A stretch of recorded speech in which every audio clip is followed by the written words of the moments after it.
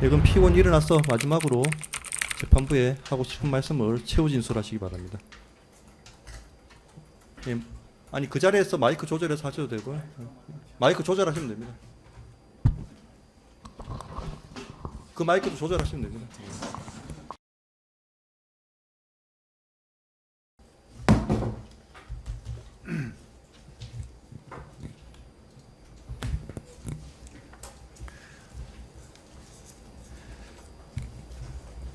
존경하는 재판장님, 지금 특검에서는 계급, 성명, 임관 구분 정도가 기재된 40명의 명단이 국방부 장관의 명예에 의거해서 노상원 전 정보사령관과 공유되었다가 국방부 장관에게 보고된 것을 두고 군사상 기밀 누설이라고 주장하고 있습니다.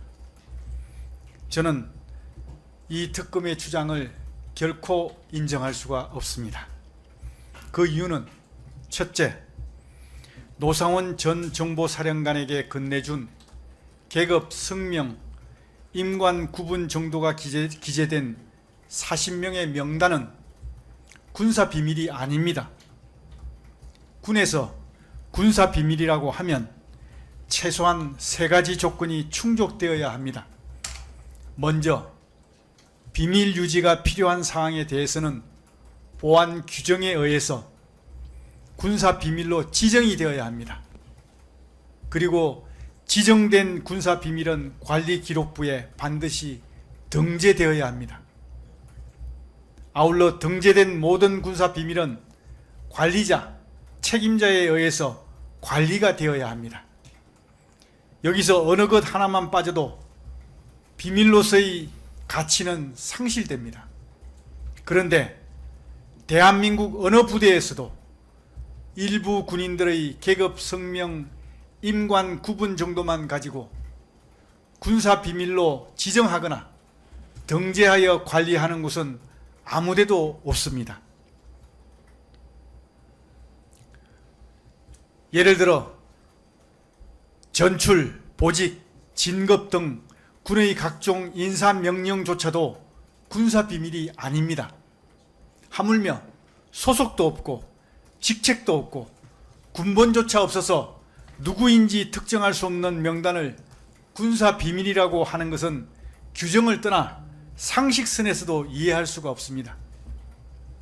두 번째, 특검에서는 3급 비밀로 지정된 비상연락망을 근거로 그 안에 포함된 일부 명단이 비밀이라고 주장하는데 이는 군사비밀의 기본 상식을 벗어난 주장입니다. 비상연락망이 군사비밀인 것은 부대원 전체 인원의 계급 성명뿐만 아니라 소속, 직책, 연락처까지 나와 있어서 이것만 보면 그 부대의 편성, 편제는 물론 임무까지도 유추할 수 있기 때문에 비밀이 되는 것입니다. 예를 들어 우리 군의 전체 장군 명부는 비밀로 지정 관리하고 있습니다. 이는 우리 군의 편성, 편제는 물론 임무식별과 직결되기 때문입니다. 하지만 일부 장성의 진급, 인적 사항만 가지고는 우리 군의 편성, 편제, 임무식별이 어렵기 때문에 장성들의 진급자 명단은 공개하고 있는 것입니다. 특검의 논리대로라면 장성 진급자 명단 공개 역시 군사 기밀 누설로 처벌해야 하는 것입니다. 세 번째, 국방부 인사기획관 오영대는 장관으로부터 건네받은 명단은 계급 성명만 있어서 누구인지를 특정하기 어려웠다.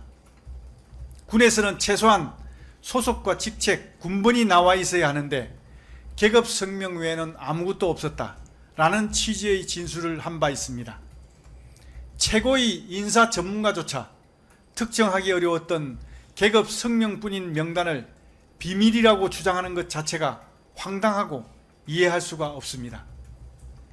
존경하는 재판장님, 군사 비밀로 지정도 되어 있지 않고 등재도 되어 있지 않고 관리도 하고 있지 않는 특검의 주장 있는 것을 특검의 주장에 따라서 군사 비밀로 인정하고 그 유출 책임을 묻는다면 대한민국 군인들 그 누구도 임무를 수행함에 있어서 군사 기밀, 개인정보 누설 혐의에 자유롭지 못할 것입니다.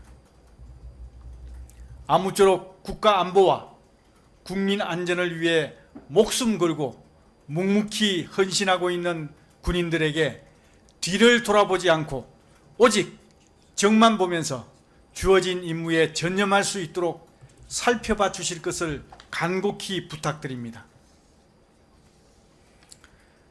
존경하는 재판장님, 조지 오웰은 1984 소설에서 절대 권력이 현재를 장악하면 과거의 기록과 과거의 기억을 마음대로 조작할 수 있고 조작된 과거를 통해 미래의 방향성까지도 결정할 수 있다고 경고했습니다. 지금 대한민국은 조지 오웰이 경고한 보편적 기만이 판치는 독재 시대로 접어들었습니다.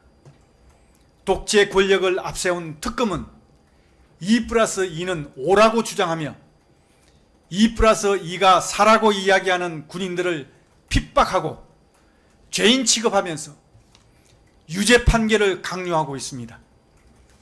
그러다 보니 진실을 말하는 것, 진실을 행하는 것이 매우 어렵고 혁명적 행위가 되어가고 있습니다. 존경하는 재판장님, 재판부의 양심마저도 억압하고 통제하고자 하는 극악무도한 정권이기에 허망하고 무리인 줄은 알지만 진실을 조작하여 국민의 눈을 가리는 독재 권력에게 작게나마 경종을 울리는 희망의 빛을 기대해 봅니다. 재판부의 근성을 기원드립니다. 감사합니다. 예, 피고인 최후 진술 마쳤고요. 예, 변론 종결합니다. 예, 변론을 종결하고 판결 선고는 6월 19일 금요일 오후 2시에 이 법정이 아니라 서관 신설중법정 103호실에서 예, 판결 선고하겠습니다. 다시 말씀드립니다. 판결 선고는 6월 19일 금요일 오후 2시 서관 신설중법정 103호입니다. 예, 교도관님들 예, 이 법정이 아니니까 참고하시기 바랍니다. 예, 이상 오늘 재판을 마치겠습니다.